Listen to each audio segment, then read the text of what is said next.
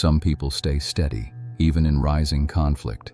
Some people do not break when emotions climb. Most of us aren't like that. Most people react before they think. A single comment can change their entire state. A small disagreement can trigger anger, fear, or panic. People try to stay calm, but their heart jumps first. They want to respond with clarity, but their reactions take over. They promise themselves they'll do better next time. Yet the next conflict feels exactly the same. People lose themselves because they lose control of their emotional spikes. People suffer because their inner world moves faster than their mind can guide it. And this problem is everywhere. The world is full of emotional noise, arguments, messages, pressure, expectations. Most people are trapped in these loops. They overreact to small things. They say words they regret. They act from fear, anger, or pride, and they pay the price afterwards.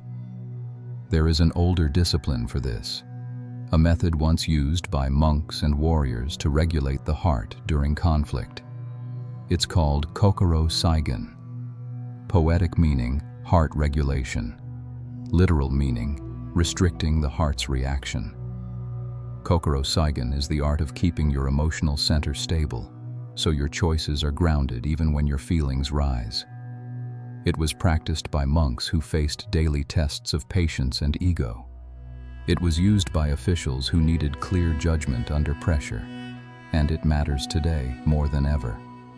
Because modern life triggers emotional reactions faster than the mind can adapt. Without heart regulation, people live in constant internal conflict. With it, they regain control over themselves. You're about to see why this principle still matters, and how one man will learn it when he needs it most. Before we continue, subscribe to the channel, like the video, and tell me in the comments the habit you want to master. Now, back to the story. Chapter 1. The story of Ryo. Ryo wasn't a bad man. He was just tired of losing control. Every conflict felt the same. His emotions rose faster than he could manage. His reactions always came first. His thoughts always came second. At work, it started with small things. A coworker questioned his idea during a meeting. Ryo felt heat rise in his chest. Before he knew it, his voice sharpened. People looked away. No one said anything, but the tension was obvious. The next morning, he promised himself he'd stay calm. He walked into the office repeating the thought, "Don't react today." But by afternoon, a teammate made a simple correction on his report. Ryo snapped again. It happened so fast, he barely noticed the moment it began. This was just the first loop. The second came that evening.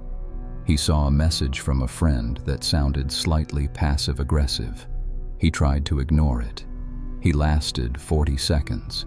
Then he sent a long emotional reply he regretted as soon as it was delivered. Later that week, he tried count to 10. He reached 3 before the frustration flooded him. He felt powerless against his own reactions. At home, things weren't better. A family member made a comment about his attitude. Ryo told himself he'd respond calmly. Instead, his voice rose, sharp again, repeating the same pattern he hated. You know this feeling, trying to stay composed. But the emotions win anyway. Every night ended the same. Ryo lying in bed, scrolling, replaying the moments he wished he handled differently. His chest tight, his thoughts racing, his mind feeling heavy from regret. Over the next months, consequences started to stack. A coworker quietly avoided working with him. A friend stopped reaching out as often. His manager called him in for a behavior discussion. The words stung. "You seem volatile lately." That line stayed with him for days. He tried acting normal, but inside he felt cornered by his own reactions. His sleep worsened. His mornings felt like mental exhaustion. His mind moved too fast. It was chaos he couldn't describe. And then came the moment that pushed him over the edge. During a tense meeting, Ryo felt criticized again. He reacted sharply in front of everyone. Voices quieted. The room shifted. His manager looked disappointed. His co-workers looked uncomfortable. When Ryo got home, he sat alone at the edge of his bed. The room was quiet. His thoughts finally slowed, and he felt something he hadn't allowed himself to feel in months. A simple, painful truth. This was his breaking point. Ryo didn't know where to go next, but life sometimes brings the right person at the right moment. A few days after the incident, he ran into Hayato, an older co-worker known for staying calm even when everyone else was tense. People said Hayato never raised his voice. People said nothing rattled him. Ryo didn't believe that, not until now. Hayato noticed his expression. He spoke simply. "You're carrying something heavy." Ryo didn't deny it. He just nodded. Hayato gestured toward an empty break room. They sat down. The conversation began quietly. "You react fast," Hayato said. Ryo looked away. He felt embarrassed. Then Hayato introduced something Ryo had never heard before. "There is a discipline," he said. "A very old one. It's called Kokoro Seigen." Ryo repeated the words slowly. "Kokoro Seigen?" Hayato nodded. "It means heart regulation. Poetic meaning, regulating the heart so it doesn't overflow. Literal meaning, restricting the heart's reaction before it takes control." Ryo listened. Something about the phrasing hit him. Hayato continued, calm and direct.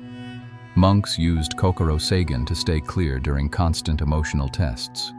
Officials used it when they had to judge matters without anger or fear. Warriors used it to make decisions with steady minds, not shaken ones." He didn't tell long stories, just simple facts. A small anecdote.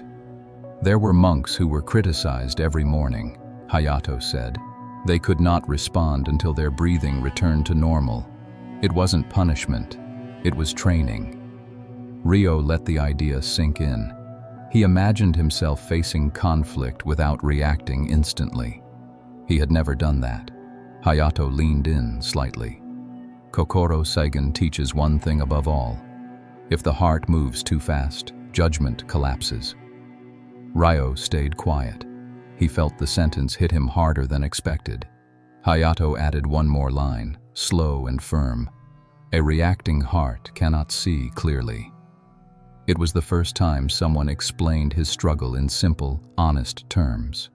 Ryo felt confusion, curiosity, and a small sense of hope. "Can I learn it?" he asked. Hayato nodded once. "If you're willing to train daily." Ryo didn't know what that meant yet, but he agreed. This was the beginning of his real training. Chapter 2. The first lessons. Hayato didn't start with big ideas. He started with what Ryo hated most, slowing down. Their first session was simple. Hayato asked him to recall the last moment he lost control. Ryo described the meeting, the raised voice, the frustration, the shame afterward. Hayato listened without judgment. Then he said, "Your heart moved first. Your mind followed too late." That line stayed with Ryo. Hayato gave him 3 beginner practices. First, notice the surge. "When your heart jumps," Hayato said, "say it in your mind. There it is." Naming it slows it down. Second, regulate the body. 3 slow breaths, full exhales, simple physical control. Third, wait before responding. "No words in the first wave," Hayato said. "Words spoken during the wave cause damage." The instructions were clear, but doing them felt impossible. The next day, a co-worker corrected one of Ryo's numbers. He felt the heat rise, but for once, he remembered the rule. He breathed once, twice, 3 times, and the reaction softened. he answered calmly. It was the smallest win, but it was real. That night he told himself he could change, but that control didn't last long. Chapter 3. The Relapse. A week later, stress hit harder. Deadlines piled up. Someone questioned his competence. The old surge returned, fast and sharp. Rio snapped before he even realized it. His voice rose. People stared. Someone shook their head.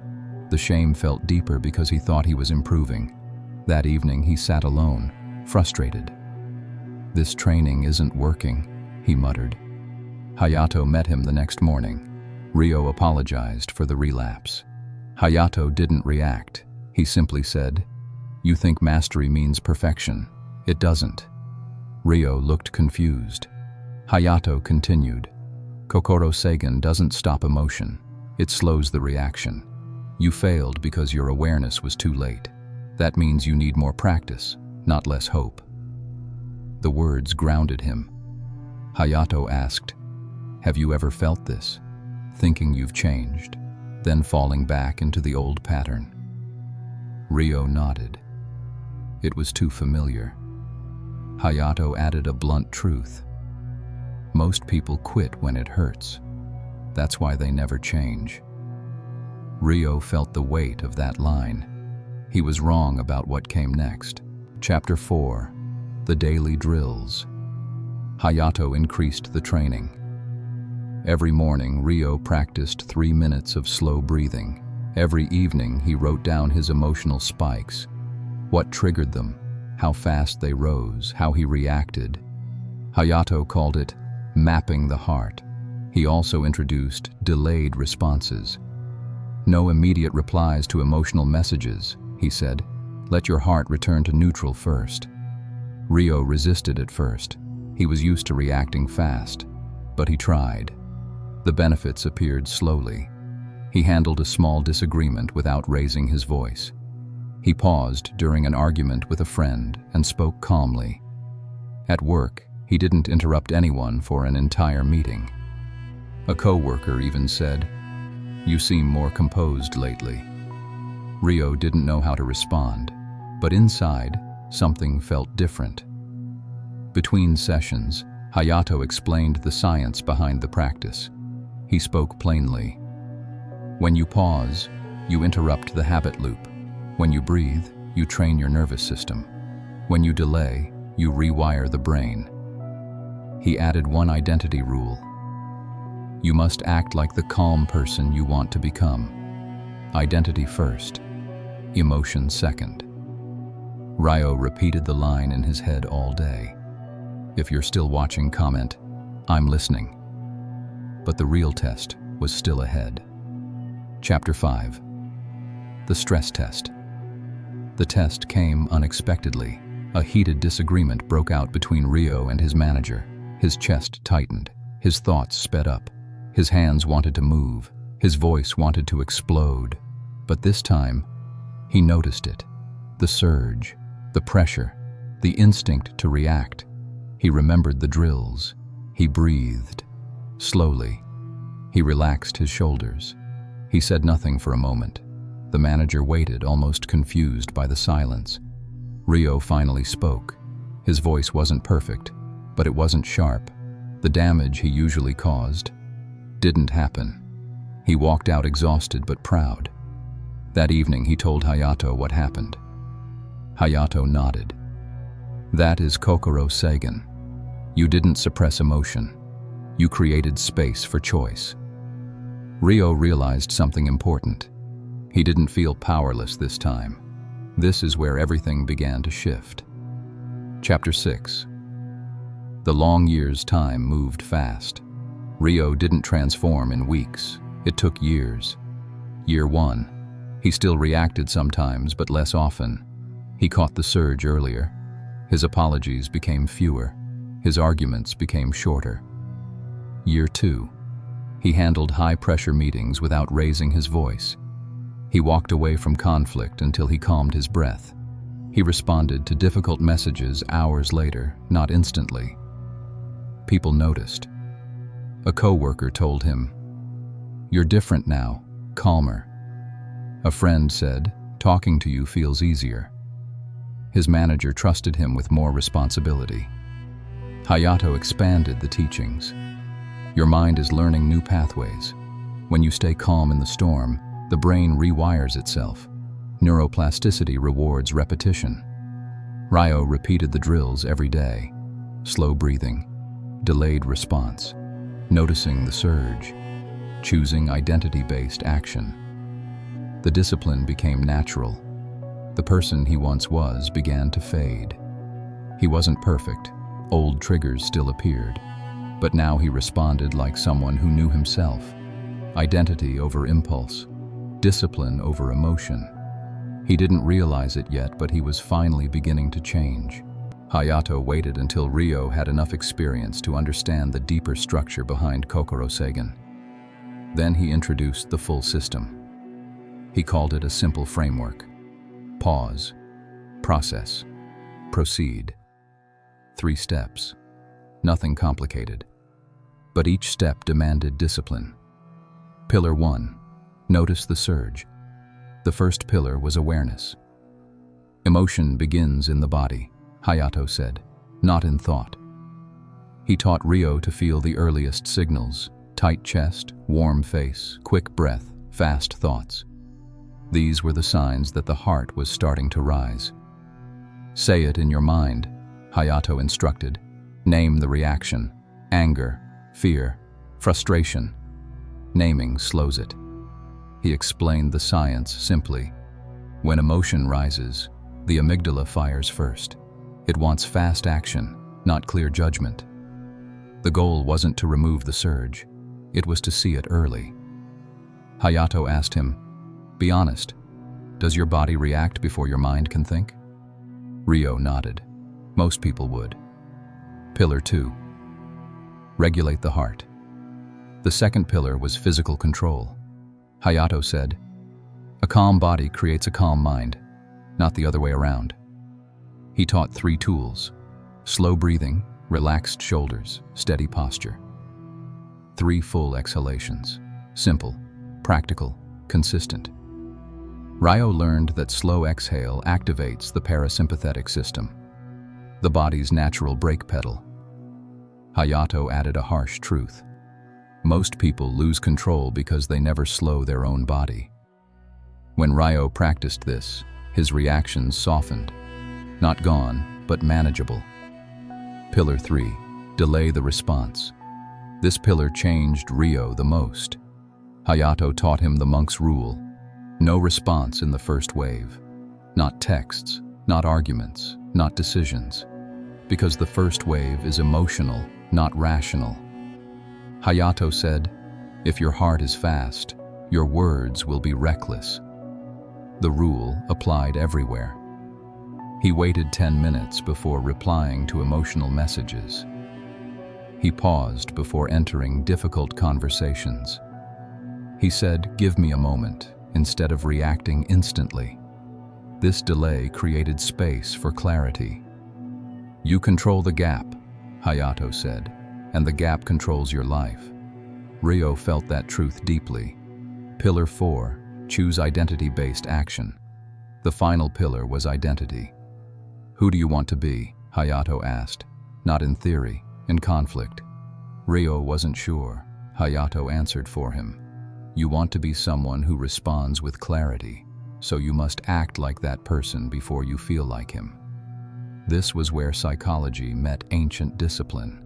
Identity first, emotion second. Ryo practiced asking himself, what would the calm version of me do right now? It changed everything. Hayato explained the science simply. When you choose identity-based action repeatedly, the brain rewires. Neuroplasticity follows consistency. Ryo finally understood. He wasn't training to control emotions. He was training to become a person who doesn't get controlled by them. He looked at Hayato and said, "This system, it's simple." Hayato shook his head. "No, it's not simple. It's just clear." Ryo repeated the pillars in his mind. Pause, process, proceed. again and again, until they felt like part of him.